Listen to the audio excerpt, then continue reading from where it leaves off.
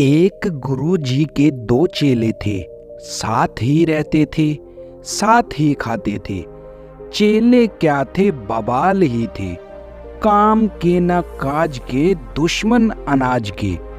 एक बार सर्दियों की आधी रात को गजब की वर्षा शुरू हो गई। बाहर ही गाय बंधी थी, वो भीगने लगी तो रंभाने भी लगी। गुरुजी की नींद टूट गई। गुरुजी ने चेलों से कहा, चेलों जाओ और गाय को खोलकर भीतर ले आओ। दोनों चेले एक स्वर में बोले, गुरुजी, जो खुद बंधा हो वह दूसरे को कैसे मुक्त कर सकता है?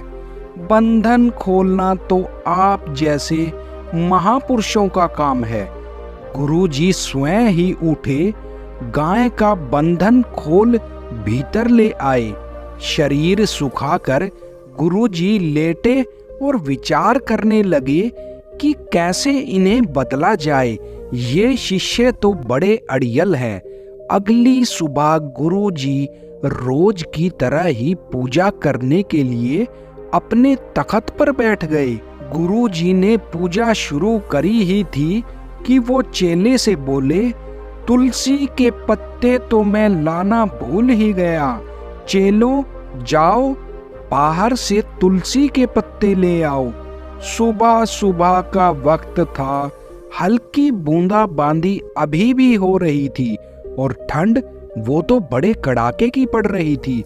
तुलसी का पौधा लगा था बगीचे के बिल्कुल अंतिम छोर पर। दोनों चेले पहले ही कंबल ओढ़े दांत किटकिटा रहे थे। तुलसी के पत्ते भला उन दोनों में से कौन लाता, और दोनों एक से बढ़कर एक चालाक और कामचोर थे। पहला शिष्य बोला, गुरुजी, तुलसी का पौधा कैसा होता है मैं नहीं जानता। आप पहचान बता दें तो जाकर मैं ले आऊं। गुरुजी ने कहा, अच्छा तो तुम तुलसी के पौधे को नहीं जानते? तो दूसरा शिष्य समझ गया और वो बोला, गुरुजी तो अब मुझे ही लाने के लिए कहेंगे। वह तुरंत पहले वाले से बोला, अरे मूर्ख, तू तुलसी का पौधा नहीं पहचानता? तूने कभी तुलसी के पत्ते नहीं देखे? तुलसी का पौधा लगा हुआ नहीं देखा? वो देख, वहां दूर एक छोर पर बगीचे के कोने में तुलसी का पौधा लगा है। फिर दोनों बाहें फैलाकर बोला, वही तो है तुलसी जिसके इतने बड़े पत्ते होते हैं। गुरुजी बोले, अच्छा तो तुम भी तुलसी नहीं जानते हो? देखो, मैं तो तख्त पर बैठ गया हूँ और मेरा नियम है कि एक बार मैं पूजा के लिए बैठ जाऊं तो बीच पूजा में नहीं उठ सकता।